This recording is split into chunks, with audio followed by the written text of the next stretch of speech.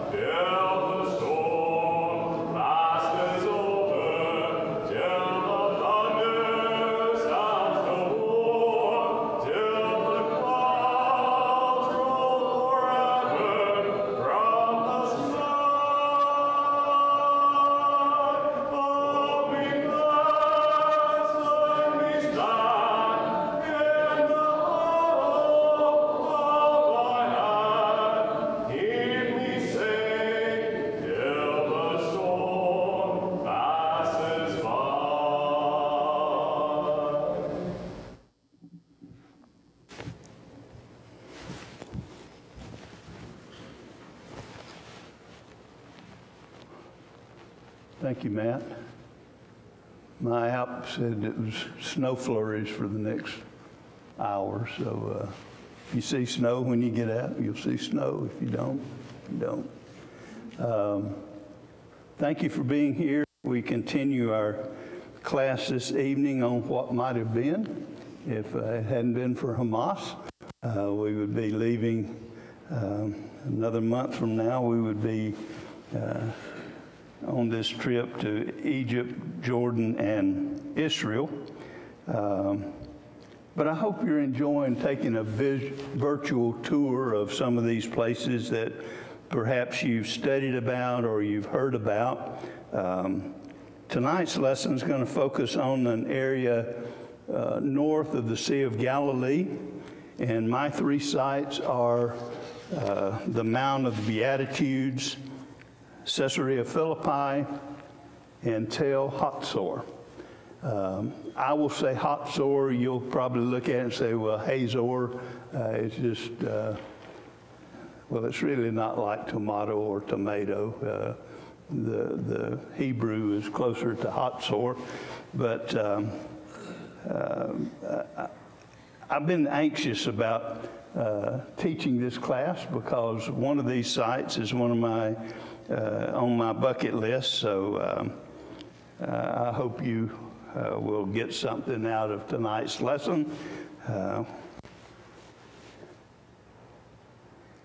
The traditional site for the Mount of the Beatitudes, or the Sermon on the Mount that we read about in Matthew 5 through 7, well, Matthew 5, 1 and 2, and seeing the multitudes, he went up on a mountain, and when he was seated, his disciples came to him. Then he opened his mouth and taught them.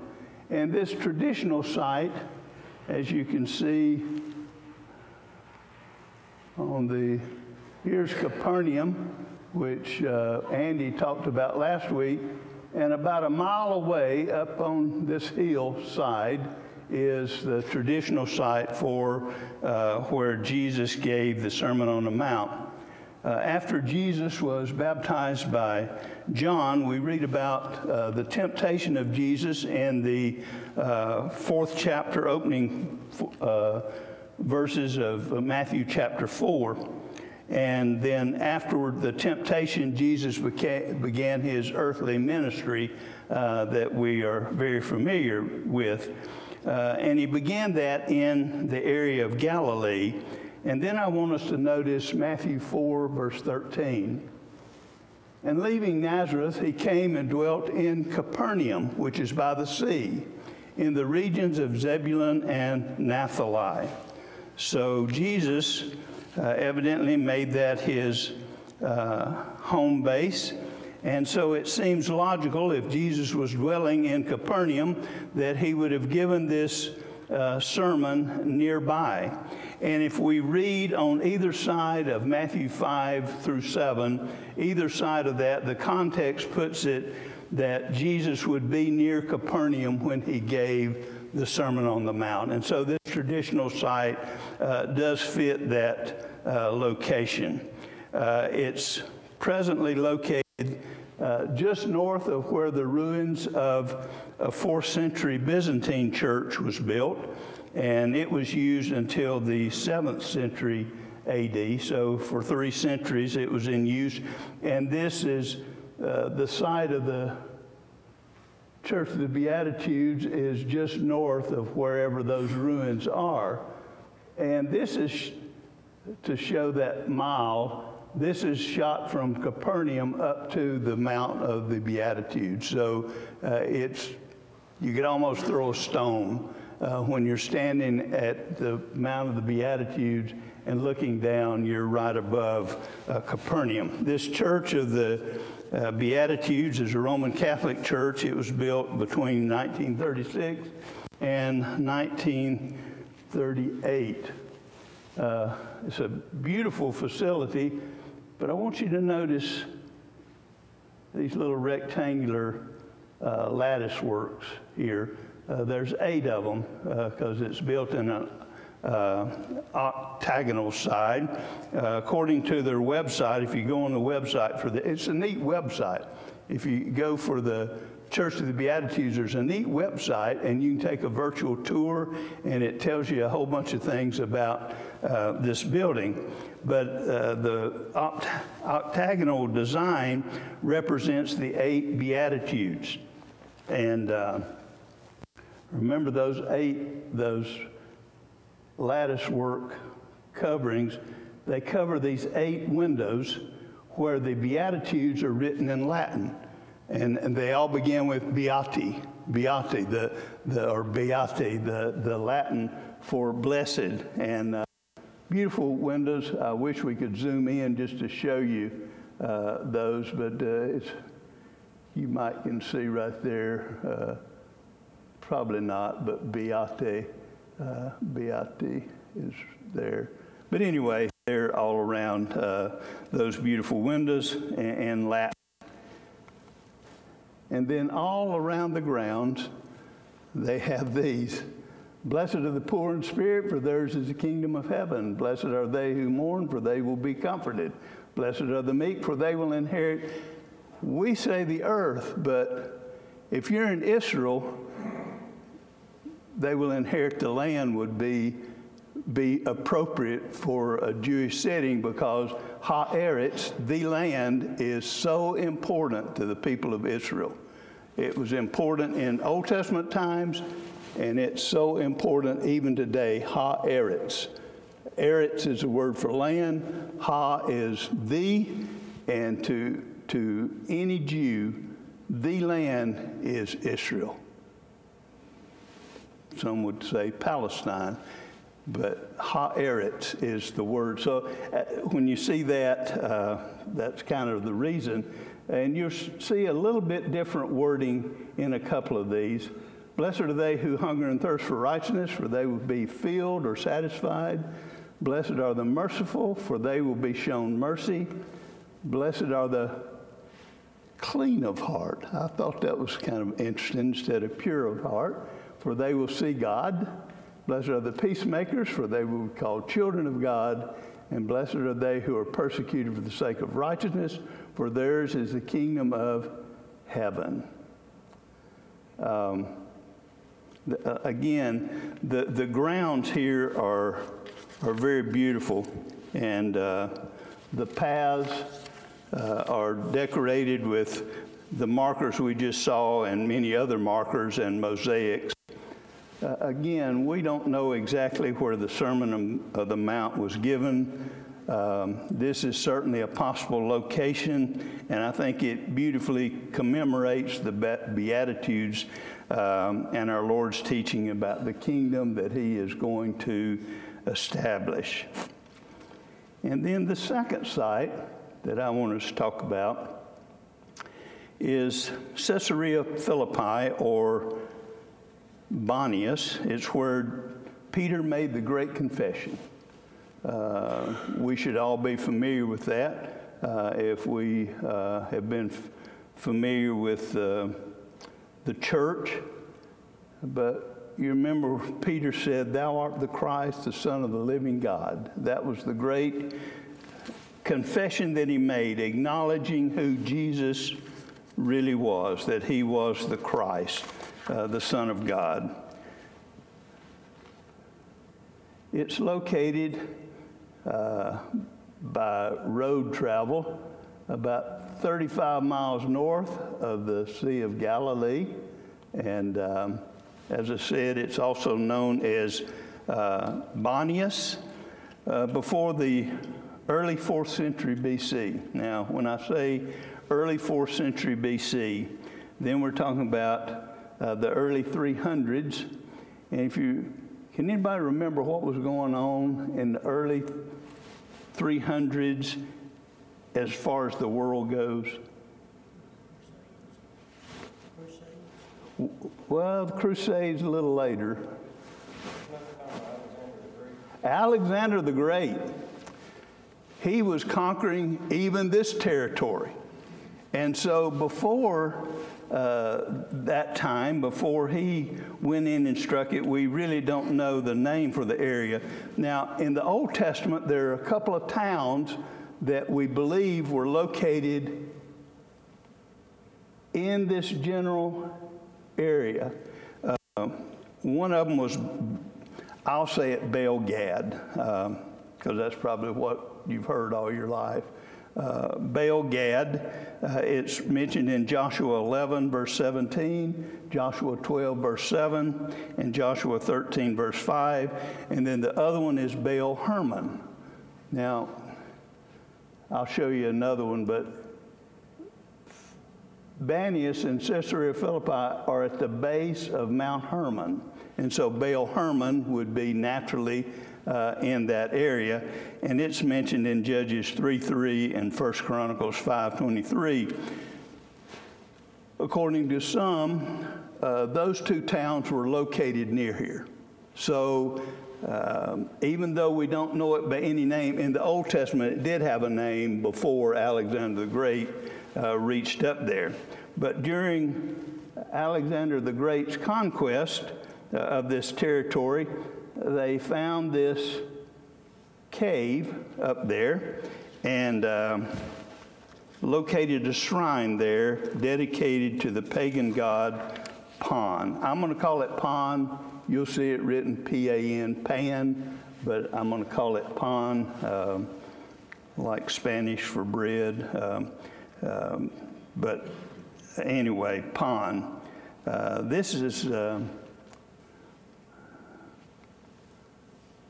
When a tour bus arrives, this is the scene you get when you drive up, and you see this beautiful pool coming out of the spring of Bonius, and here's that cave we were looking at, dedicated to the god Pan. It's a grotto, and right, whoop, I didn't mean to do that.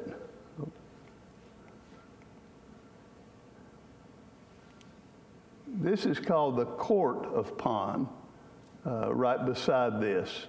And beautiful setting.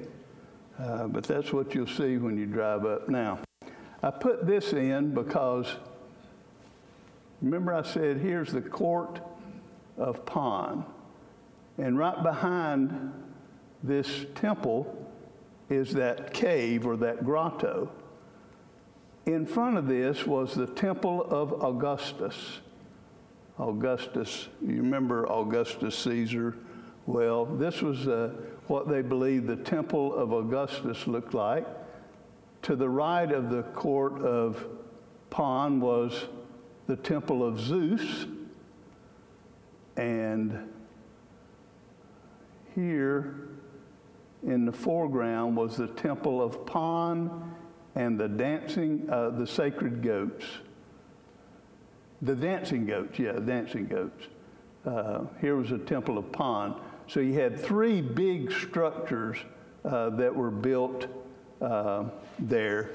The ruins are still there. I mean, there's columns and platforms and all, so the ruins are still there, but it's a pretty neat place to visit.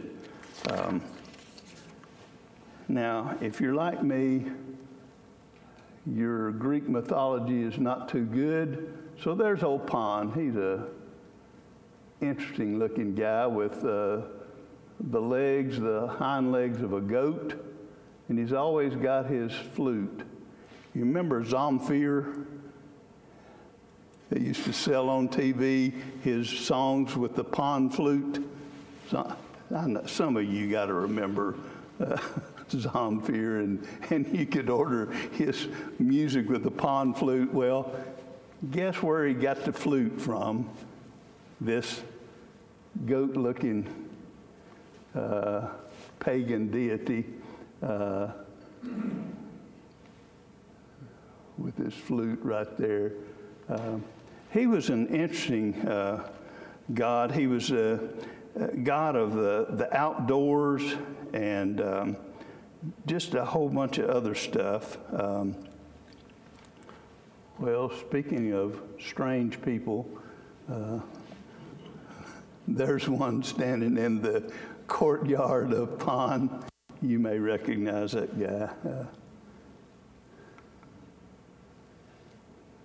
Now, I've never seen this photo.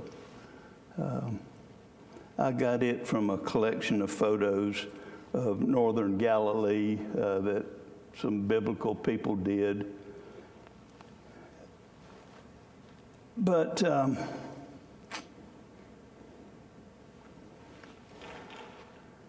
what's important about, why did we go and visit this place? I've thought about that a whole lot, because I could care less about some pagan deity named Pan and all these temples to it. But this spring of Bonias and this water leads into one of the 5 headwaters of the Jordan River. Now that's important, because we know the Jordan River. Well, where does it come from? Well, 3 of the main sources are up here in the far north. I have been to the waterfall. There's a waterfall of Banias that I've been to that would be way up to the right here, up towards Mount Hermon. So why do we go? Why is this picture important? Remember the reply that Jesus made to Peter. Blessed art thou, Simon Bar-Jonah. But then he says, upon this rock. Now, we know that's not what he's talking about. He's talking about the confession that Peter made. And Peter's name means rock. But in this setting, how could you omit rock? I mean, all you see is rock. It's so when if you get nothing else out of the presentation tonight, get the scenery of Jesus saying, upon this rock. Because all they can see is rock. But Jesus expects them to think and shrink down to is what Peter said. That's what's important. Upon this rock, though, the context just overflows with that all those stones and that rock face that they're looking at. Sometime, well, then I decided, well, I'll just put the words on that rock, but then you can't really see the picture. So, but sometime around 200 BC, this site became known as Panium, P-A-N-I-U-M.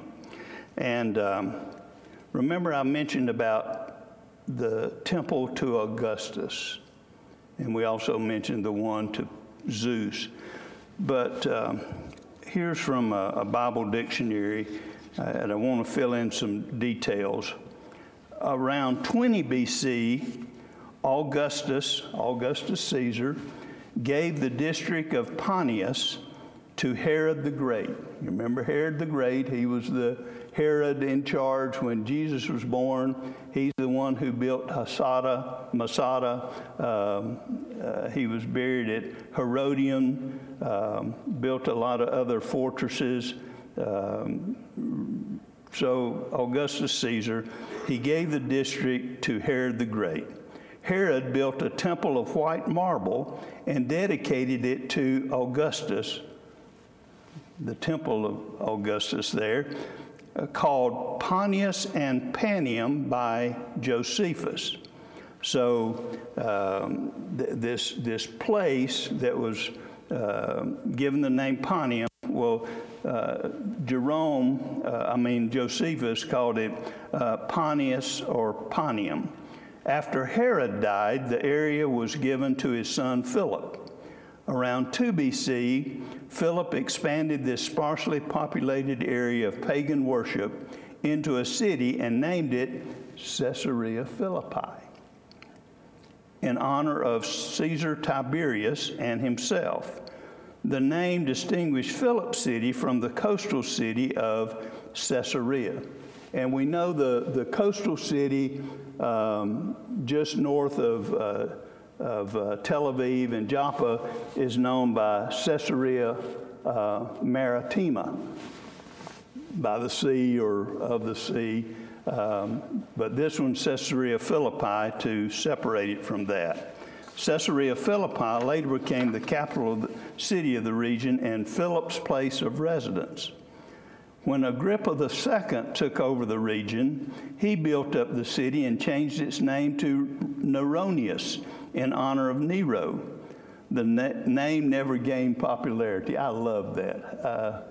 I can't imagine it not gaining popularity, but so it was changed back to Caesarea Philippi after Nero's death around AD 68.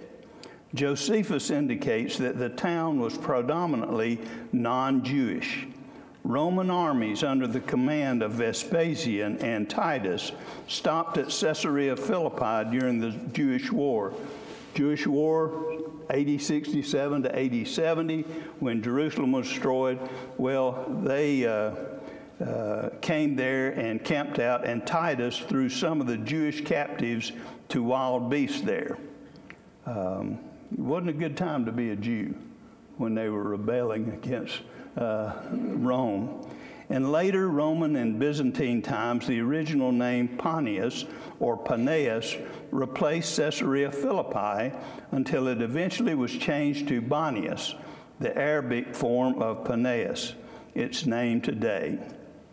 And then I found from the Holy Land Photos website, added this statement. Today it is called Banias, for local Arabs have difficulty pronouncing the P sound in Paneas.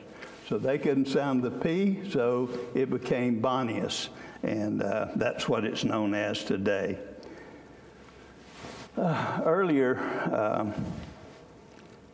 I kind of raised a question about why do we visit Caesarea Philippi. All I've ever been to, Right up here is where that cave of pond was, where the big rock face was. Now, one other thing I've seen here is this number 3, yeah, 3. There's an old Byzantine church there. The ruins are still there as you go into the park. Other than that, that's all we've ever been to, except the nature park. There's a nature park that we went to last time that's pretty interesting to go in there. But as you come out, you go by ruins of Caesarea Philippi. And there's been a lot of digging there and research, but we never talk about that. And I've been to there 3 times, but we've never really explored the ruins. Well, there are some interesting ruins there. Well, let me just show you this. For those who've been there, this is the road that you come out of and head back down to the south. Right here, to the left, I've seen these ruins of part of old Caesarea Philippi and the synagogue, and I forget what else is there. But over here on the right, number 10, is the palace of Agrippa II. He had a palace there. Those are the basement ruins. I've looked at the pictures of these ruins. There's some pretty neat ruins, and we never see them. I find that very interesting that these tours go there, but you don't really talk about, we talk about the area of Pon and all the pagan worship, but we don't focus on the town of Caesarea Philippi itself. And it's, if I go back here, it covers a big territory, So maybe if I ever get to go again, we'll get to see more of it. Bonius, until the 1967 war, was under Syrian control. It's only 50 miles from the capital of Syria. So here's Caesarea Philippi right in here. It's only 50 miles from the capital of Syria. And until the 67 war, it was under Syrian control. Thankfully, I'm not trying to be political, but thankfully it's back under Israeli control, that territory, because then that gives more protection for areas that we're interested in, like the Sea of Galilee. And so anyway, that's Caesarea Philippi lies at the base of Mount Hermon. Mount Hermon's a little over 9,000 feet tall. It's snow-covered 6 months out of the year. I've been to the base of it. See the white, that's Mount Hermon. And then Caesarea Philippi is just at the base of it. And then we come on down to the Sea of Galilee. Our next stop is going to be Hatzor, right in there. Capernaum is right here, and Hatzor is about 10 miles north of that. So that map right there shows this northern part of Israel. I hadn't talked about this. This is called the Hule Valley, H-U-L-E-H, H-U-L-A-H, a lot of different terms. A very rich agricultural area. If I remember correctly, we saw a lot of orange trees going up that valley as we were going north of the Sea of Galilee. But now we come to what I've been waiting on. If you didn't have a chance to take the Lord's Supper this morning, the bell will ring in about 5 minutes. And when you hear it ring, down the hallway on your left, room 105, and you can be served the Lord's Supper. Tel Hatzor. I'd never seen it till our last visit to Israel, and they pointed it out on the right side of the bus. We passed by it, and there it was, off to the right. I wanted to hop off the bus, but they wouldn't stop. Why is this so important? Why is it so important? It was so important to me that I went into a store at the Israeli Museum where the dome, the Dead Sea Scrolls are, and I found this book, Hatzor. And it tells the whole history of Hatzor and all the archaeological digs. And boy, was I excited. Now I had a book about Hatzor. Why is it important? It's probably the largest tell hill for excavations in Israel. It was a huge city. It was a huge city. It was a huge city when Abraham came to the land of Canaan. And that's a long time. When I say it's a large city, this is the main tell. This was the upper city. Let me go to this next slide. I'm probably going to ad-lib a lot now, so just bear with me. At the time that Abraham came and when Joshua and the children of Israel invaded or came into the promised land, Hatzor also had this lower city. As you can tell, that's a pretty big area. The whole thing was, that this covers is 200 acres. It was larger than Jerusalem. Jerusalem's not a very big town. Didn't have a big population. Hatzor was huge. And for the time we're talking about, it was big. That's all I can say. It was a huge city. And I think it deserves more attention than we usually give it. It's, of course, height, which the main city where the fortresses would be built, it's at a high elevation, comparatively speaking, and so defensively it was in a good position. And then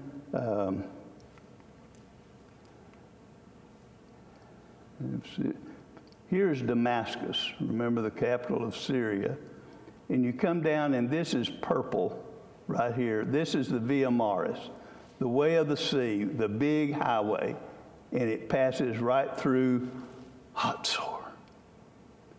So it was on the interstate. It was strategically located, high elevation. It was just, it was a place that if you were wanting to exercise military might, it's where you wanted to be.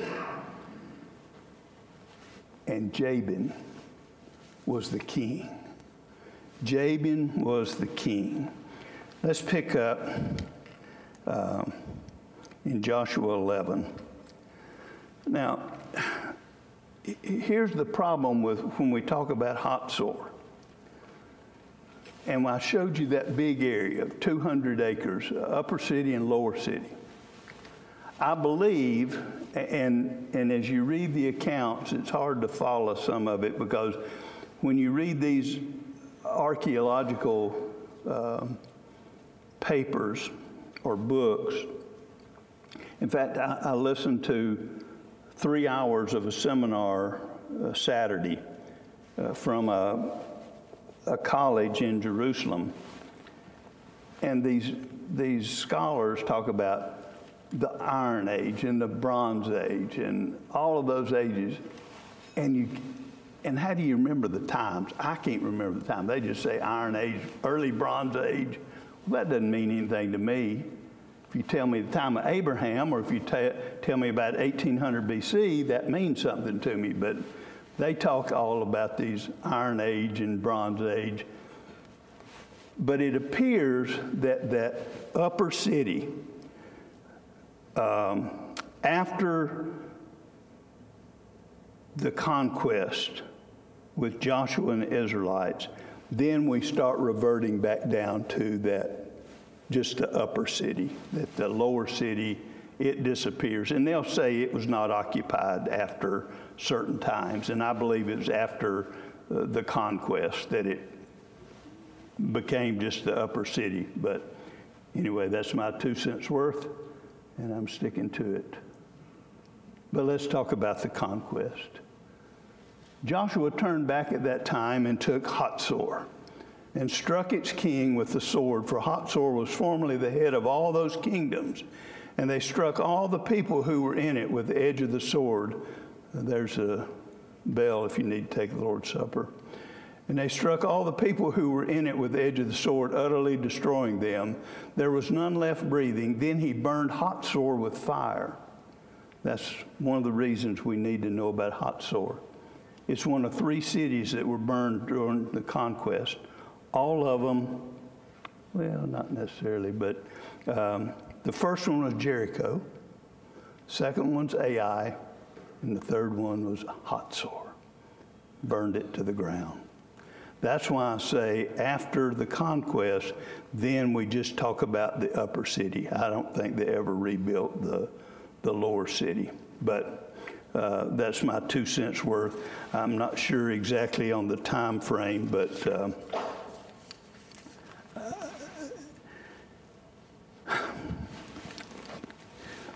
go with me to Joshua 11. I think that's where I want to go to.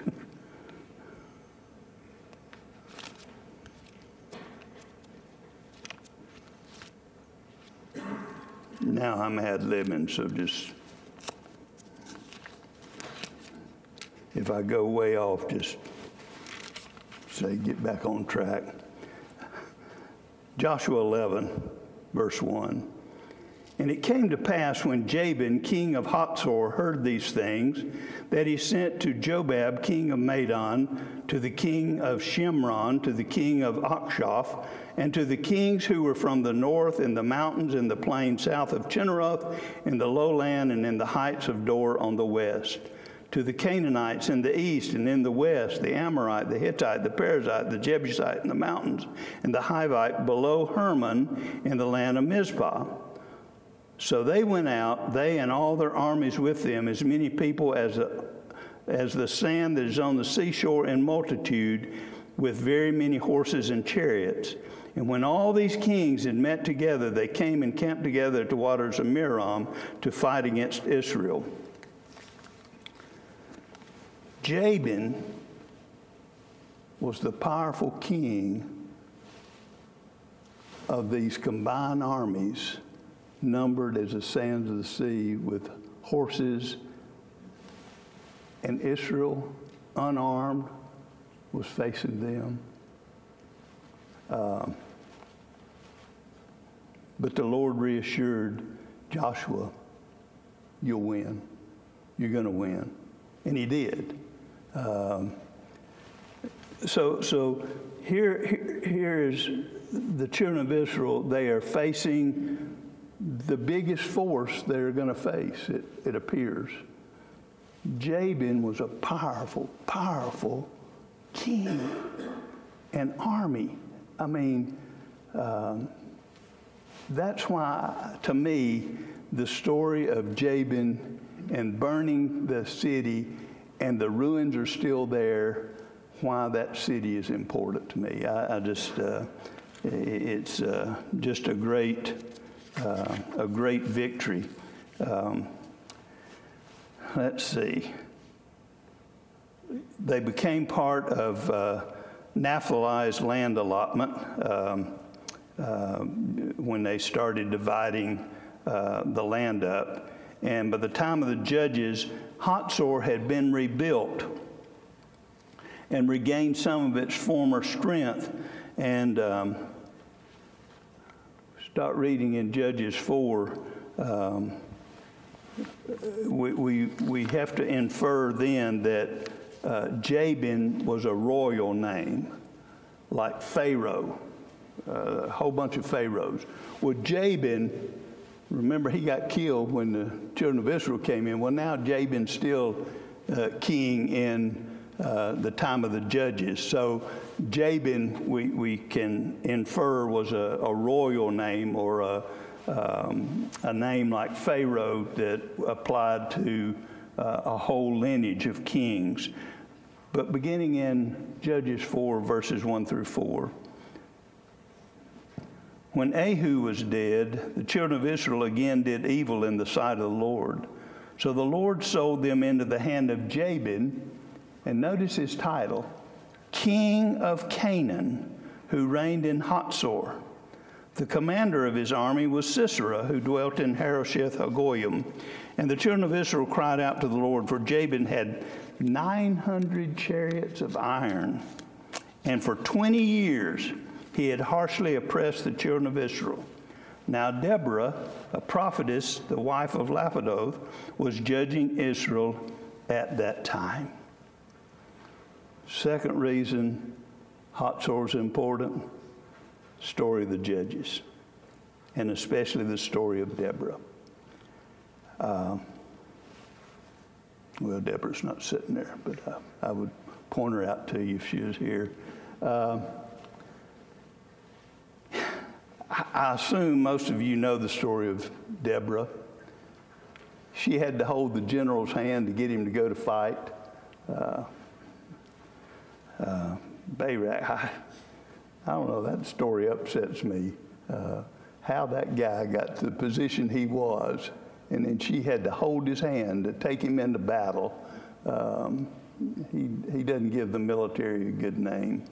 So anyway, hopefully you know that story, but the Lord led Deborah and the children of Israel to victory over Jabin, over Sisera, and as you know, Sisera ended up getting a tent peg through the temple of his head by a woman. Woman leads a general into battle, and the woman kills the opposing general. What a great story. And when I say story, not a fictional story, but a real life, true war story. I mean, those are, little boys ought to just eat these stories up, and girls ought to eat this story up too, because this is just a great victory for the Lord. But the last two verses of Judges 4. So on that day, God subdued Jabin, king of Canaan, in the presence of the children of Israel, and the hand of the children of Israel grew stronger and stronger against Jabin, king of Canaan, until they had destroyed Jabin, king of Canaan.